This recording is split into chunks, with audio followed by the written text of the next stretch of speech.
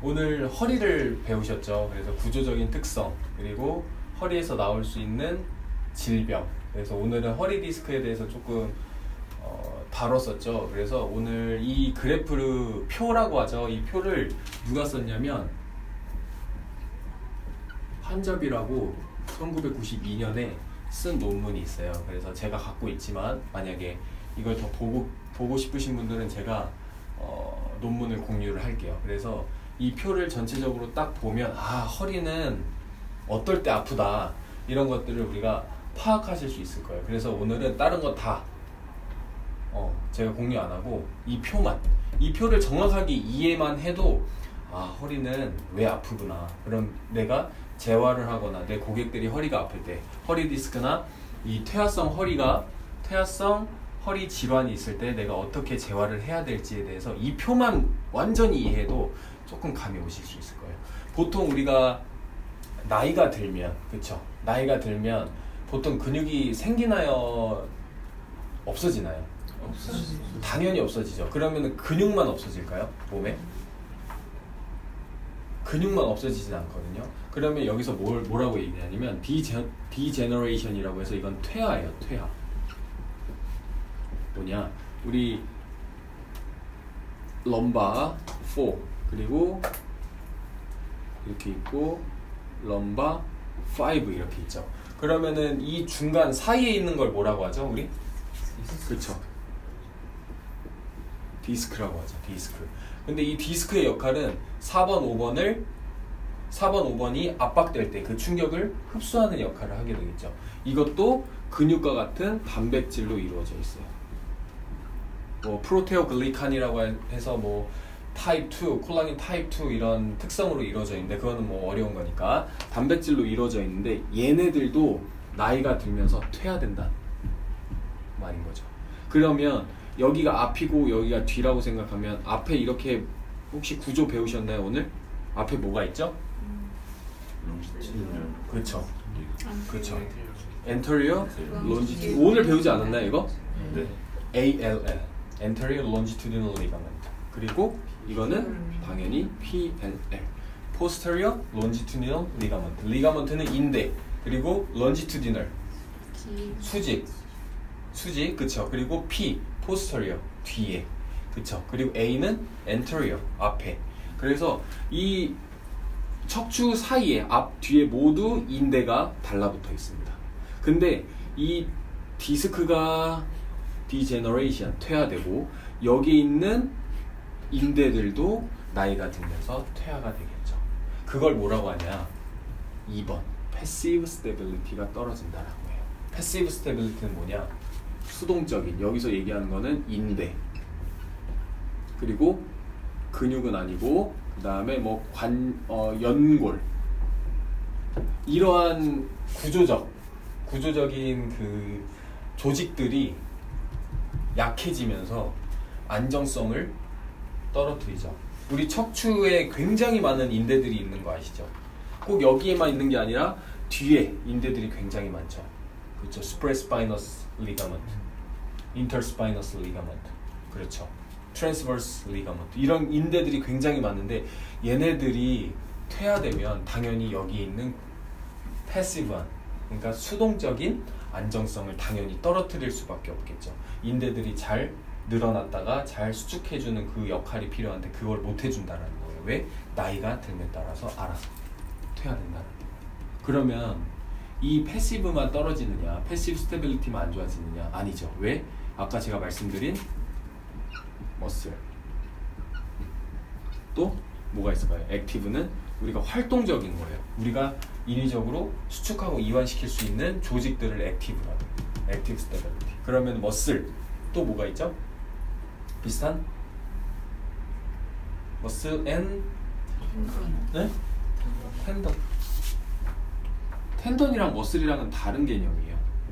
그래서 두 개를 좀 분리해서 보시는 게 좋아요. 오케이? 그럼 액티브 스테빌리티도 마찬가지로 퇴화가 되기 때문에 어떻게 될까요? 안정성이 떨어지겠죠. 왜? 근육과 건은 뼈에 붙어 있기 때문에. 그렇죠. 그럼 근육이 제대로 된 역할을 하지 않거나 근육이 잘 늘어났다가 수축하지 않거나 아니면 근육이 아예 힘이 없다거나 그러한 과정에 의해서 안정성이 떨어뜨리게 되는 거죠. 그러면 이 두 개가 떨어지게 됩니다. 패시브 앤 액티브, 안정성이 둘 다 떨어지게 돼요. 나이가 들면 따라. 자연스러운 과정이죠. 그렇게 되면 어떻게 될까요? 뉴럴 컨트롤, 이건 조금 어려운 개념이지만 이 안정성이 떨어졌다라고 인대, 근육, 그리고 그 주위에 있는 관절들이 뇌로 신호를 보내게 됩니다. 뇌로 신호를 보내게 돼요. 왜? 불안정하니까 내 관절, 불안정한 관절 좀 잡아줘, 부탁해 라고 하는 신호를 뇌로 보내게 돼요. 뇌로 보내게 됩니다. 그럼 뇌에서 뭐냐? 됐어, 싫어 이렇게 하나요? 아니죠. 뇌는 보호하려고 하는 성질이 있어요. 뭐를? 내 몸을, 관절, 인대 이러한 구조들을 보호하려고 하는 성질이 있습니다. 뭐가? 브레인. 그러면은 여기서 막 이상한 작업들이 들어가요. 뇌에서. 어려운 개념이니까 이건 건너뛰고, 그러면은 브레인에서 다시 어떻게 하느냐, 그 해당 관절로 전기적 자극을 다시 보내는 거예요.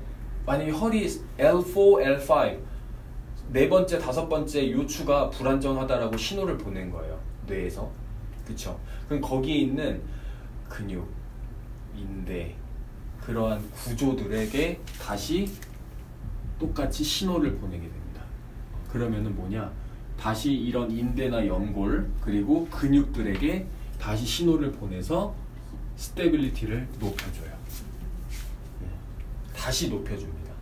그러니까 약했었으니까 나 약하다라고 신호를 뇌로 보내면 뇌에서 알겠다 하고 다시 안정성을 그 해당 구조물들에다가 보내게 되는 거예요. 그게 특징이에요. 뇌의 특징이에요. 그럼 좋은 거 아닌가요? 라고 얘기할 수 있겠죠. 안정성을 구축하니까. 그쵸? 근데 왜 이게 안 좋을까요? 답이 여기 있죠. 뭐냐? 원래는 이 안정성은 당연히 나와야 되는 거예요. 내가 인위적으로 힘을 발휘하지 않아도 안정성이 있어야 되는 구조물들인데, 볼게요. 이게 떨어지니까 퇴화가 되면서 뭐 다른 인저리 부상에 의해서 얘네들이 약해지니까 어때요? 인위적으로, artificial하게 인위적으로 다시 신호를 보내게 되는 거예요. 보내지 않아도 되는 신호를 뇌에서 다시 보내는 거예요. 밑으로. 그럼 뭐가 오느냐? 가속화된 퇴화가 온다. 어디서? 부정확한, 노멀이 이제 뭐라 그러죠? 한국말로? 정상적인, 그런 비정상적인 머슬 로딩, 근육의 부하가 가게 됩니다. 내가 수축하지 않아도 되는 근육에 계속 인위적인 뇌에서 자극을 보내서 일부러 수축을 시키게 만들어요. 그럼 뭐냐? 머슬 퍼티그가 일어난다. 그게 뭐냐? 이거를 조금 어려운 말로는 stiffness, 딱딱하게 강직이 되는 거예요. 허리가. 그래서 허리가 못 움직이는 거예요. 허리 디스크 있는 사람들, 허리 오랫동안 아팠던 분들이 이러한 작업들이 일어나면서 뇌에서 거기에 있는 근육들을 꽉 잡고 있어요. 그래서 놔주질 못하니까 오히려 그쪽에서 더 통증을 발현합니다. 그래서 뭐예요? 이것들이 퍼티그가 계속 만성화되는 거고요. 디스펑션. 비정상적인 통증이 만성화된다. 그리고 이거는 다시 또 만들어낸다 라는 거예요. 어렵진 않으신가요? 이해는 좀 되세요? 그렇죠. 결국은 뭐냐? 허리, 특히 퇴화되는 허리 통증들은, 질환들은 뭐냐? 해답을 뭐를 줘야 될까요? 그러면 이걸 봤을 때 이거를 떨어뜨리는 작업을 해야 돼요. 이거를 자꾸 톤업을 시키는 게 아니라, 자꾸 활성화시키는 게 아니라 여기에 인위적으로 가는 안정성을 떨어뜨려야 허리가 편안해지는 거예요. 그래서 뭐예요? 여기서 나오는 솔루션이, 운동 솔루션이 뭐죠? 그럼요, 브리딩. 그래서 브리딩이 굉장히 중요한 거죠. 왜? 브리딩은 교감신경계, 부교감신경계를 밸런스를 맞춰주는 거죠. 교감신경계 다운, 부교감신경계 업 시키는 게 breathing. 그리고 뭐예요? 또 하나? 또 하나 뭐죠? movement. 그래서 첫 번째 허리 디스크 있는 사람들은 무브먼트 먼저 시켜요. 코어 운동 먼저 시키지 않아요. 재활로. 그렇기 때문에 우리가 당연히 코어 운동 좋아요. 코어 운동 너무나 중요한 사실이에요. 그리고 왜? 당연히 안정화가 돼야 허리가 안 아프겠죠. 근데 이러한 사람들, 너무 강직돼 있고 경직돼 있는 사람들에게 코어 운동을 너무 인위적으로 주는 게 도움이 되냐? 오히려 거기 코어에 있는 텐션을 떨어뜨리는 게 도움이 되지 않을까? 1992년도에 나온 게.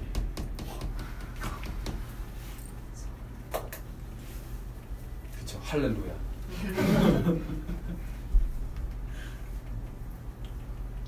너무 중요하죠. 저는 그래서 허리를 너무 코어를 잡지 않아요. 코어 계속 잡으면서 막 코어 브레이싱, 할로잉 계속 잡으면서 움직임 만들어낸다? 그런 동작 있죠. 코어 잡고 뭐 만들어내죠. 허리에 좋지 않아요. 무브먼트 나올 때는 릴리즈를 시켜요. 자꾸 여기 임의적인 안정성을 줘서 허리를 더 강직되게 하는 게 허리를 더 망가뜨릴 수 있어요. 고객이. 릴리즈. 편안하게. 브리딩. 90-90. 다리 90도로 누워서 브리딩. 롤링. 움직임 훨씬 도움이 되죠. 자꾸 코어를 잡지 않는 게 좋다라는 거죠. 이것 때문에 지금 만성화됐는데 통증이. 그쵸? 이 사이클을 알면 허리는 어떻게 될까요? 이 사람들이 있겠죠. 이 사람들이 있을 거예요. 그리고 이런 사람들이 있을 거예요. 테스트를 해봐야 돼요. 움직임 테스트,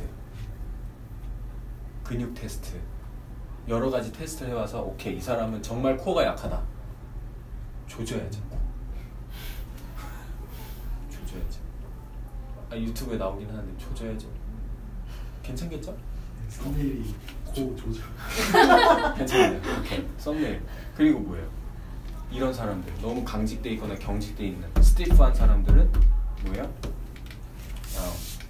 여기 텐션을 자꾸 줄여주는, 그리고 이 텐션을 다른 데로 보내야 돼요. 그런 작업들을 하면 허리가 훨씬 더 편안하게 만들어질 수 있어요. 고객들.